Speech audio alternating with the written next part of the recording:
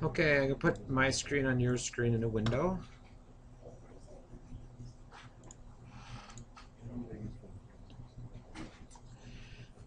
Like I said, get in the habit of working with virtual machines, of taking snapshots, so that you can always go back to it. Even if you took one at the end of class, try to take another one.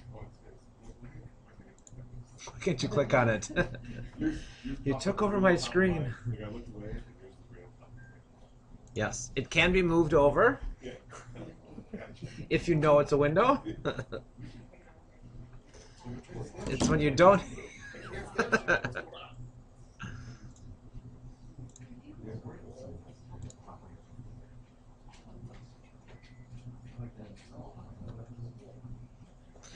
I already took some snapshots, so I'm in fact going to revert to those snapshots. I call mine pre-organizational units because we're talking about organizational units today, or pre.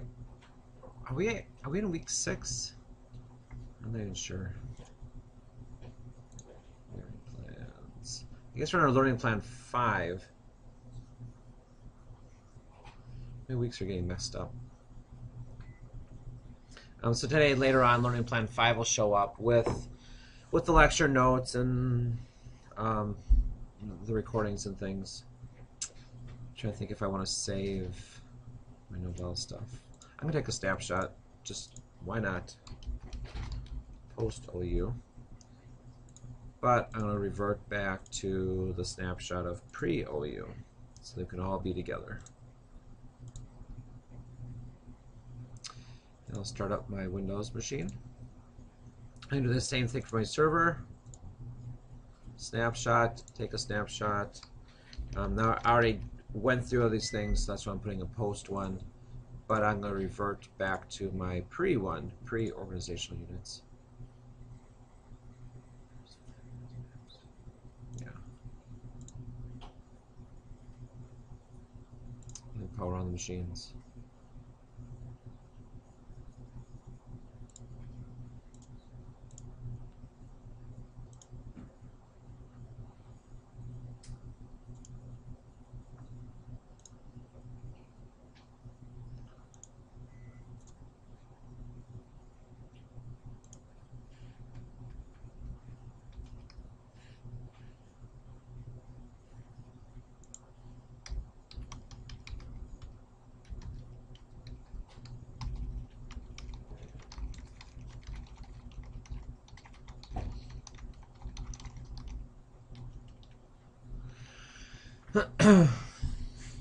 Anybody have any questions on what you've been working on so far? As we work with the file system using Remote Manager. We're going to be working with the file. I'll be showing the file system again, working with a new tool today, working with iManager.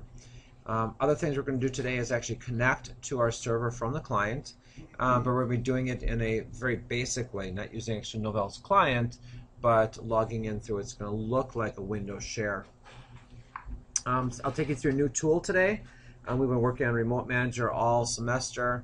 Today we're going to be working with iManager. I'll be showing you some things that we've done in the past on Remote Manager, but really concentrating on eDirectory, which again will be a whole new topic. The directory, the database, so the whole management overall. And then we have the working inside eDirectory, starting to set up some of the structure and the containers that we're working with, and working with organizational units today. So that's what we're going to do today.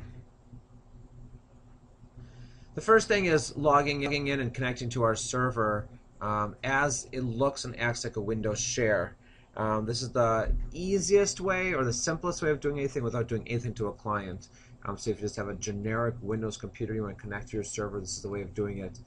Just like Windows shares in general, they're just, you know, kind of weird at times.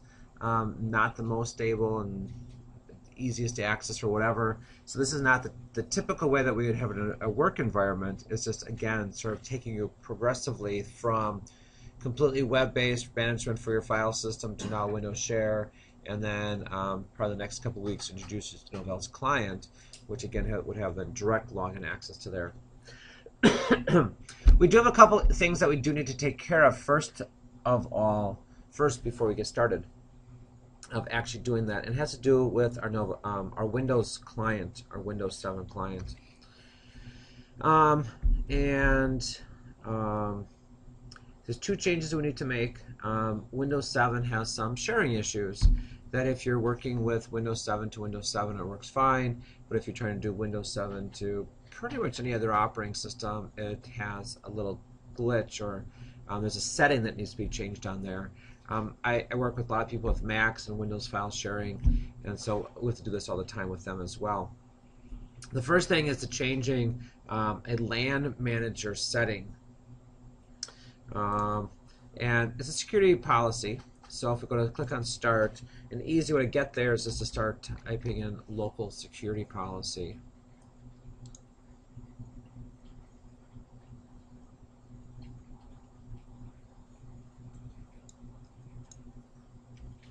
I don't need my koala bear anymore. It's actually not a bear, my koala. And under local security policy, I want to look at local policies, and then security options. You find those okay? So local security policy is the tool that we're trying to use. And it's going to be found under local policies, security options. We good? Okay. No?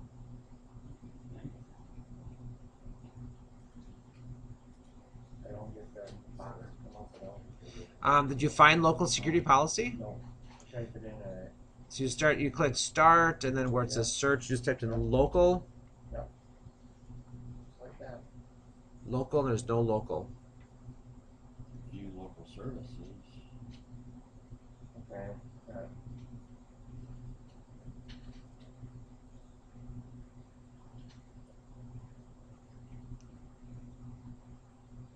No, I don't have a local security policy. What version of Windows are you running? Right click on Computer, go to Properties.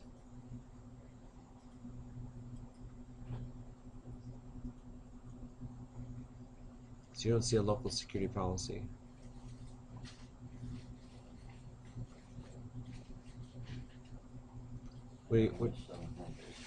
Windows 7 Home Basic. Home Basic won't have these settings. Local policies are not part of Home.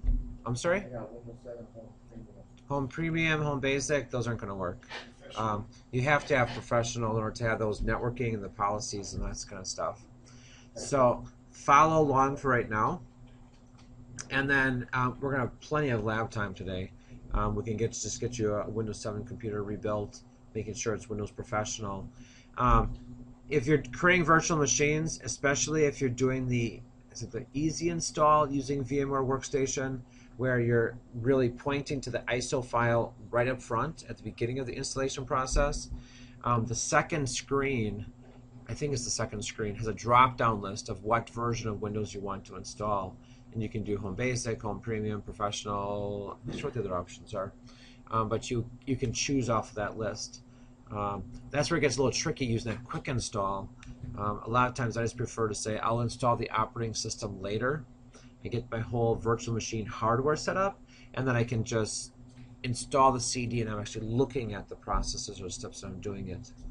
So you're going to have to hang on. Anybody else have local security policy issues? By the way, it's very, very common. You're not the first ones, nor the last that'll ever do that.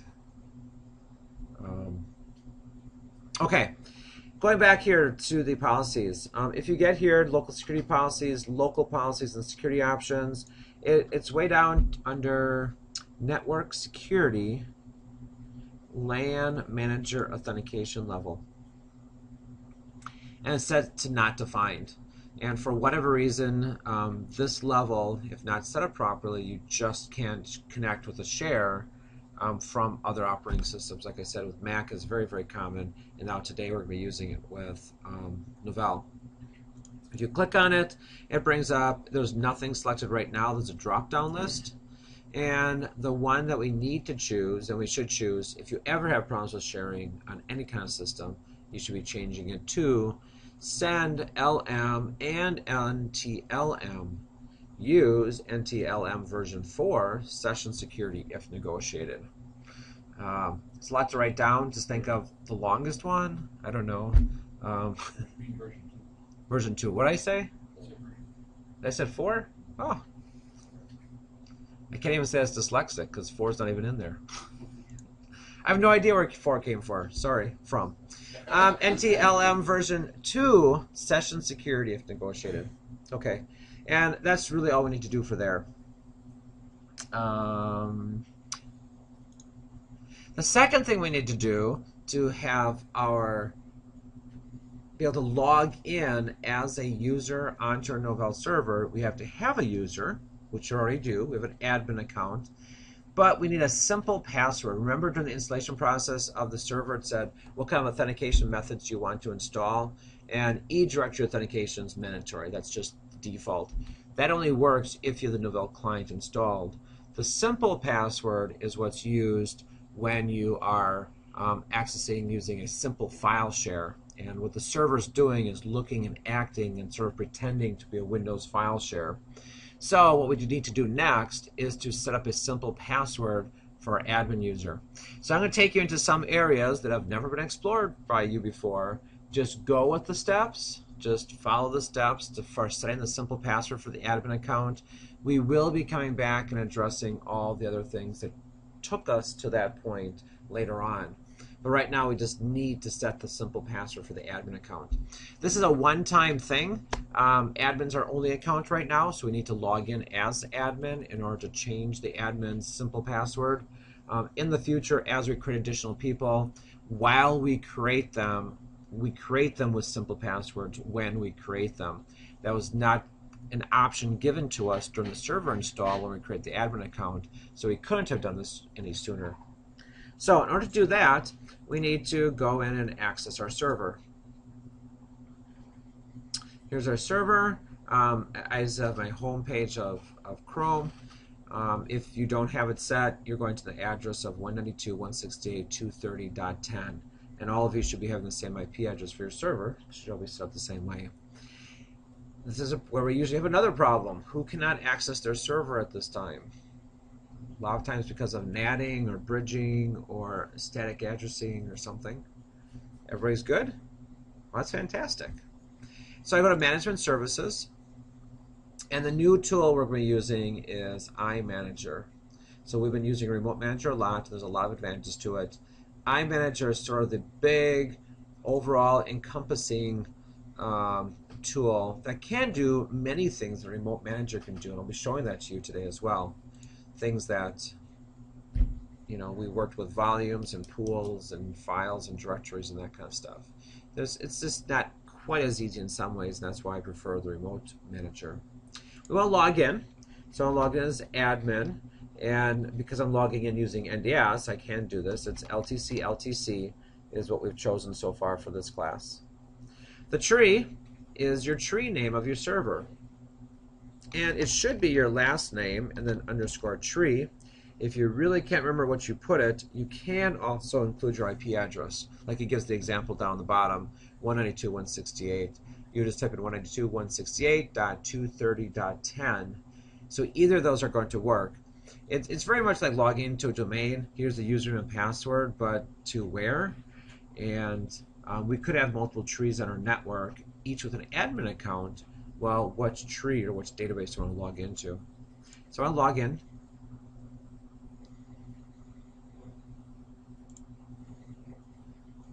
Do you want Google Chrome to save your password? It's an administrator password, so I'm saying that's probably not a good idea to save it. So I'll say never for the site. I'll be going over this just a little bit later on when we come back into here, but there's lots and lots of options and tools down here. We want to go right down to the bottom where it says users.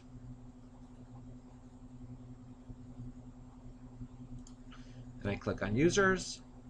We can create users, delete users, disable, enable, modify, move, or rename. We want to modify a user. Changing a password would be considered modifying a user. So I want to modify the user.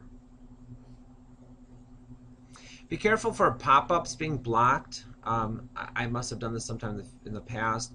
It's not blocked, but if all of a sudden, you know, in fact, the very next screen, when I try to click on the username, the search button down here looks like a little magnifying glass. It's called the object selector icon.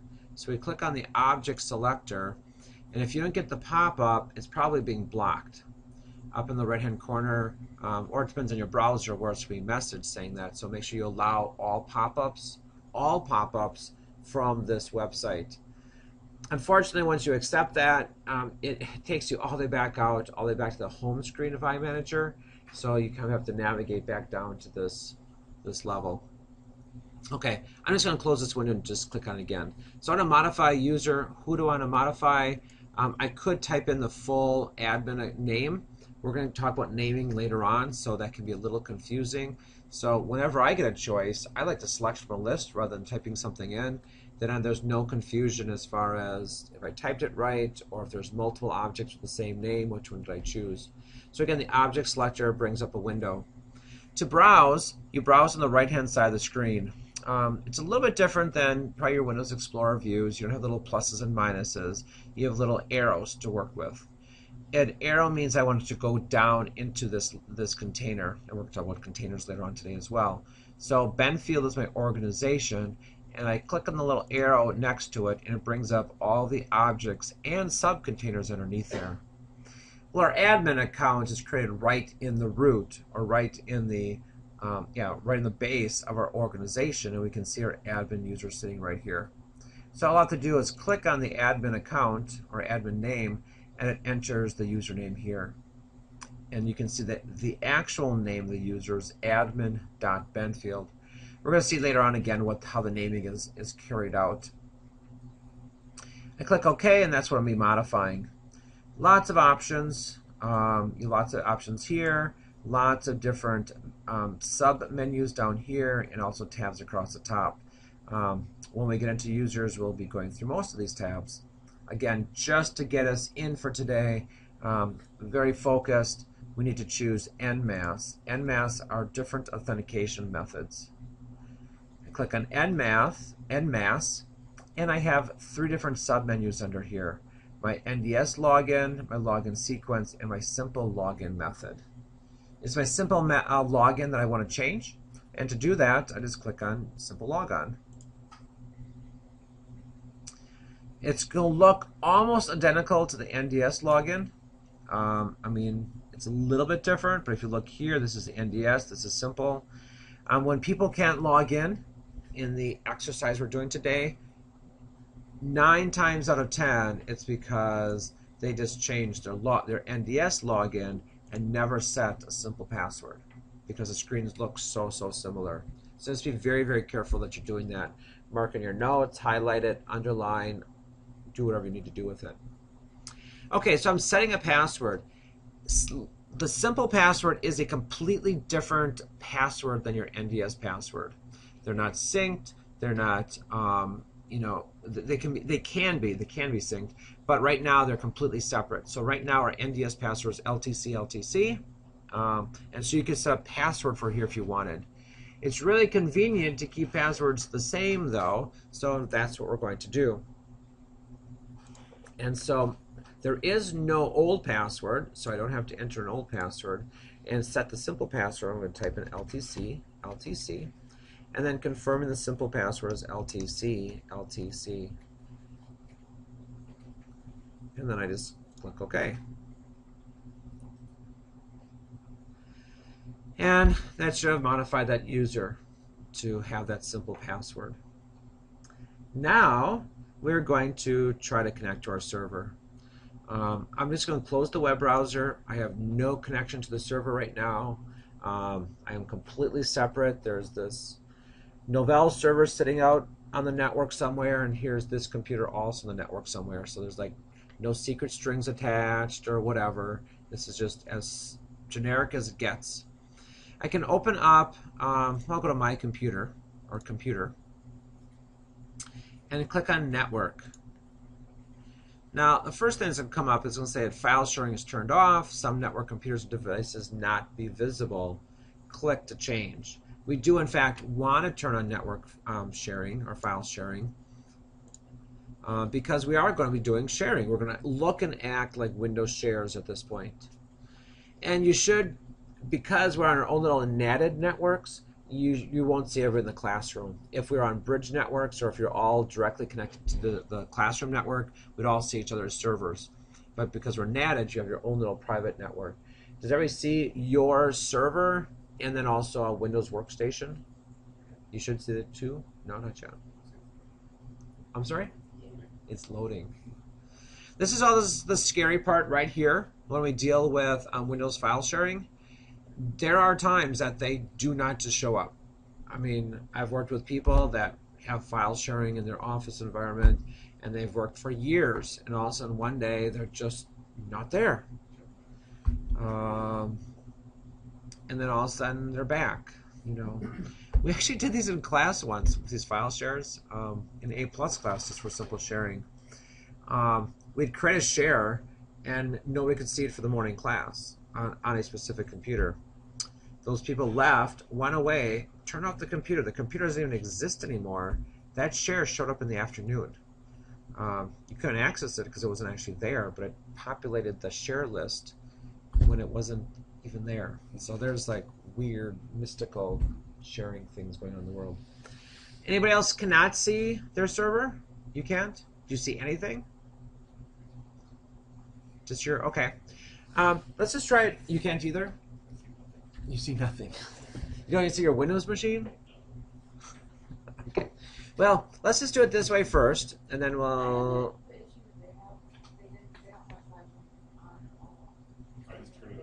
Right, you turn it on.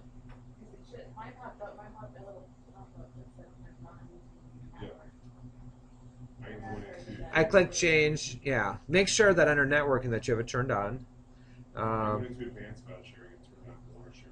More sharing options. The other thing that could be a potential is open sharing, whatever. Change advanced sharing settings. Make sure that your network connection, you may have chosen it to be a public network, which would be different settings on the bottom. So let's see here.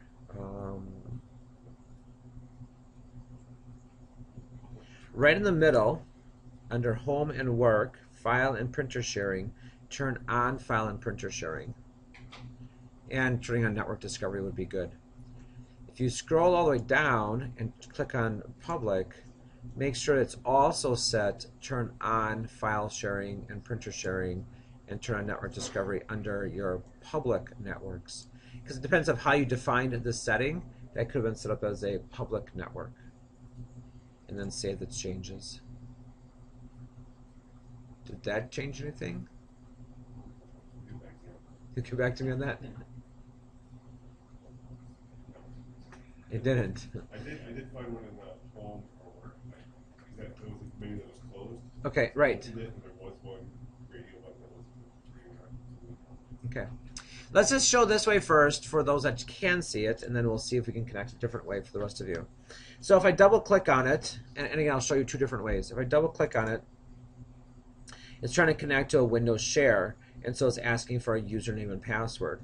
Right now it's trying to log in using the local computer, so that's my local computer. I don't want to log as my local computer, I want to log in as my as an account on my server. So since we don't have DNS enabled, I'd normally be able to type in Benfield host.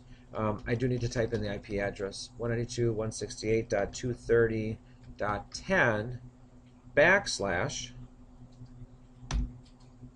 and now you can see it's trying to log onto that machine using the admin account. Because this is Windows File Share, it doesn't know about NDS passwords. This is where you'd be typing in your simple password. And I'll be clicking OK. And it takes a while to figure its stuff out. And it brings me up to my 4 volumes that I have on my computer. The _admin we never touch, look at, see, we just pretend it doesn't exist. We were sys volume. I double click on here. Here's my operating system volume. I click back under my server. I have my data volume. I did not finish my Garopa. I'm sorry. And then we also have home, which there's nothing under here right now. As we create home directories and actual users, they'll automatically create the home directories. Okay, if you cannot connect to it using, clicking on computer and then under network and then browsing for them, try going up to the computer and up in the address bar, type in // and then your IP address.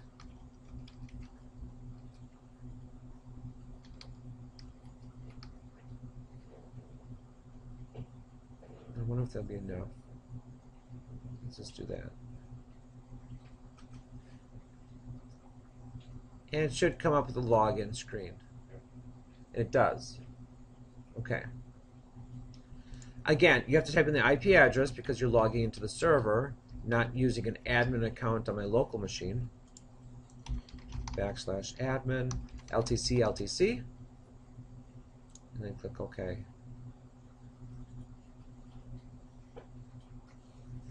Does everybody else get to the screen then? Can you get to the volumes using that method? Yep, that works. So even if you couldn't view it, you can get to it that way. Login failure. I don't know which means I was starting Oh, you won't be able to log in because you weren't able to change the LM, the security policy thing. Yeah, and that's exactly what you get if you do not change that LAN manager authentication level.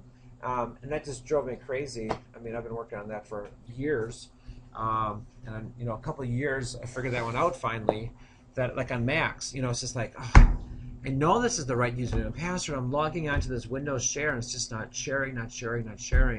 And then that's the same thing. And I've known it for Novell for years, and I thought it's unique to Novell, but it applies to apparently Novell and Macs. That if you're trying to connect to a Windows share, Windows doesn't like it unless you change that authentication level.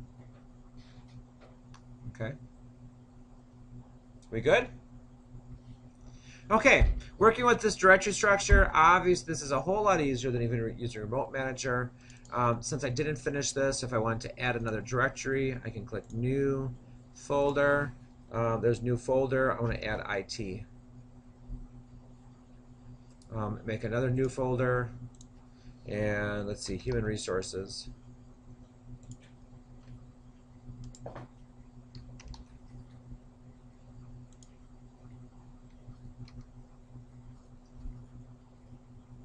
I've noticed this on occasion, and in fact I just did it now.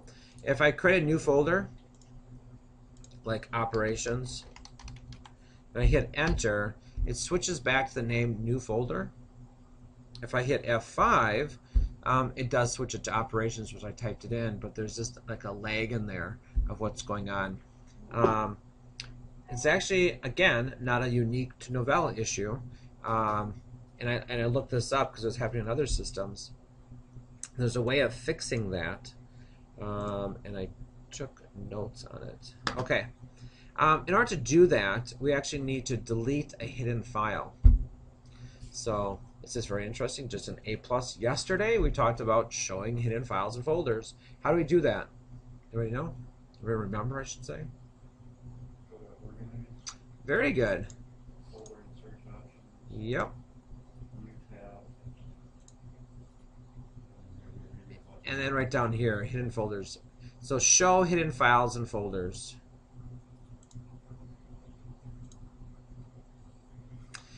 Where we need to go is under the C drive, and then users, and then your user, whoever you're logged in at. I'm logged in as Paul right now.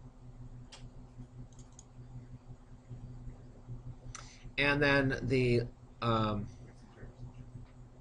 your C drive doesn't show up? No, you got the loading. It's loading. It's not. It wasn't already there. Okay. We're close. Your C drive is missing. Okay, under users, so C, users, your username. Under app data, so that's a hidden directory. You wouldn't have seen that without this. And then under local, you have this icon cache, which is also a hidden file. You can just delete that. Delete the icon cache DB file.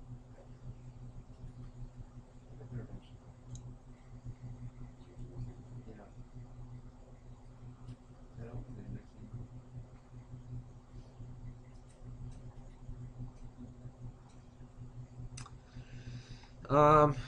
And what I've read is that seems to resolve some of the issues with,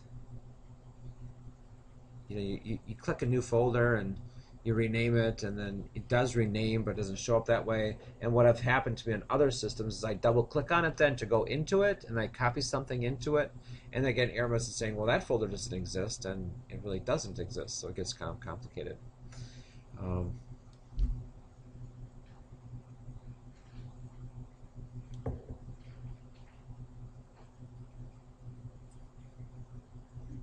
I can't find my, let's just go this way.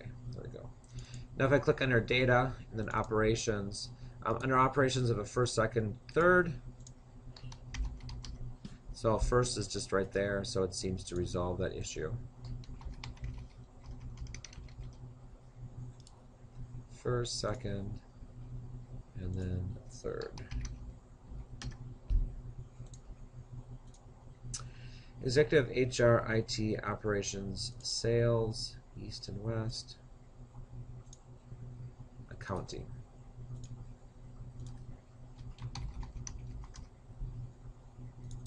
Under accounting, we'll do AP and AR.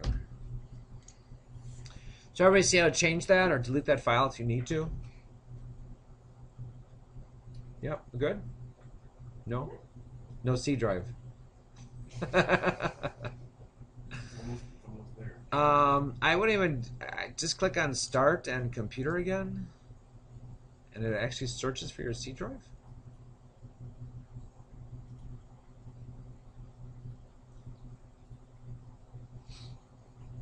I've kind of found that once it starts like searching really slow across your, it's searching again. All the favorites and libraries, yeah, no, nothing's there. No favorites, libraries, there's nothing in the Yeah, it's still the same thing on mine. So. Really? I think everybody's having an issue. Is everybody having the issue? So if you close this and go to start computer, Well, then you gotta wait for it to load again. Yeah.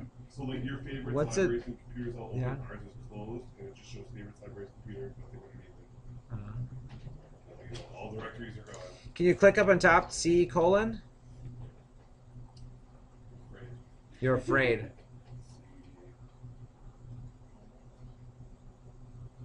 It opens up. It opens it up, but there's still nothing. Don't worry about the left side.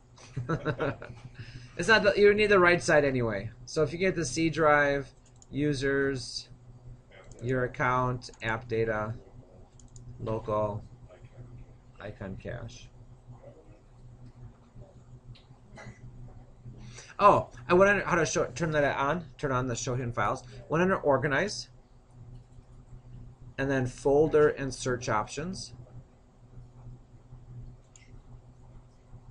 And then there's 3 tabs across here. I want to click on the View tab. And then right in the middle, there's a couple of radio buttons. It's kind of different than the regular checkboxes. It's the second one, Show Hidden Files and Folders and Drives.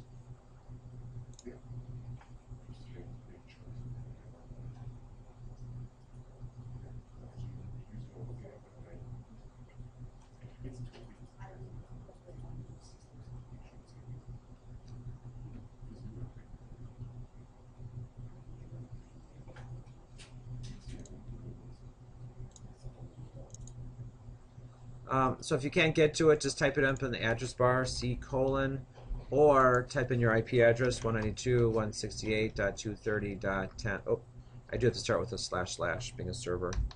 You know, it's like all the other things, like the server name and then your last name instead of If you can see it, right, but for some people they couldn't see them. For whatever reason, they can't browse and see it, but they can access it directly. Okay. You can type this name in. This is a Windows shared name. That's thus the -W at the end. Your server is actually Benfield_serve, and when we connect to it, that's what we'll be using as Benfield_serve. The -W is broadcasting using the NetBIOS Windows protocol for being, using the -W is for the Windows share is what it's doing. It's the same box, just looks differently. So you could type that in if you wanted to. A lot of people forget though, like is it an underscore, is it a dash or whatever? IP addresses are nice that way. There's just a number. I don't, it's the same number we use the whole semester. 192.168.230.10. I don't have to remember dashes, underscores, spaces, names, whatever. However, it's beneficial to you. Everybody can connect to it? Good.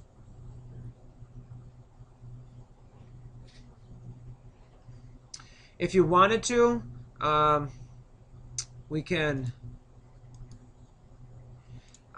say we want to get to this data drive all the time just using a Windows share. Since we're not really logging in using the Novell client, we don't get drive mappings automatically, but we can set up our own drive mappings on this computer if we wanted to. To do that, I can right-click on, say, the data volume, because that's what we want to connect to most. I can right-click on it and click on Map Network Drive. Click Map Network Drive. What drive do I want to put this onto? Oh, let's put it on G, the G drive. Reconnect at log on. That means every time you restart Windows, it's going to log on automatically. If you want to log in as somebody else, if I don't want to use the admin account for that, you can click that as well. Let's click Finish, and now you have a G drive. So if you're working on a document, let's go to Notepad. After I can save it, File, Save As. Under the locations, under the computer, it looks like I have a G drive here. So I just click on the G drive, save my text document, sample.txt. You can save here. Where am I saving?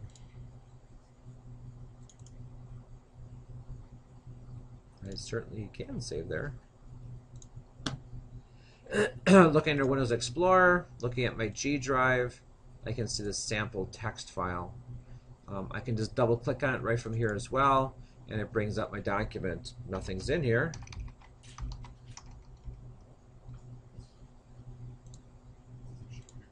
Save it, double click, it's there. So it's going to look and act just like any other network drive or shared drive or a local drive.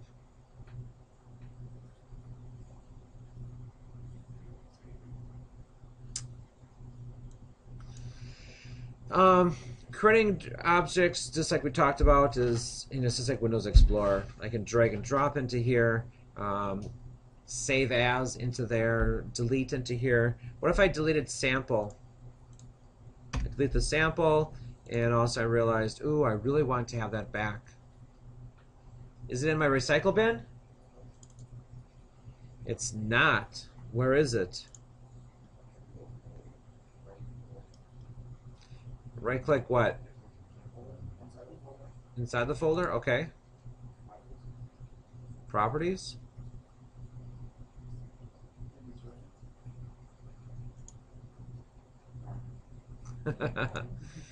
If I was running the Novell client right now, you could actually right click on here and then salvage a file that way. Since I'm not, how would I be able to salvage this file?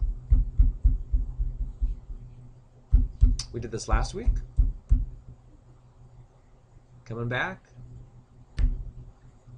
Okay, let's take a look at one of our management services, our tools, Remote Manager. I go into Remote Manager. I want to go to the data volume, and I'm going to look at, because we're in the root of the data volume, I click on the info button underneath there, and I should have salvageable files. Remember that list that we had?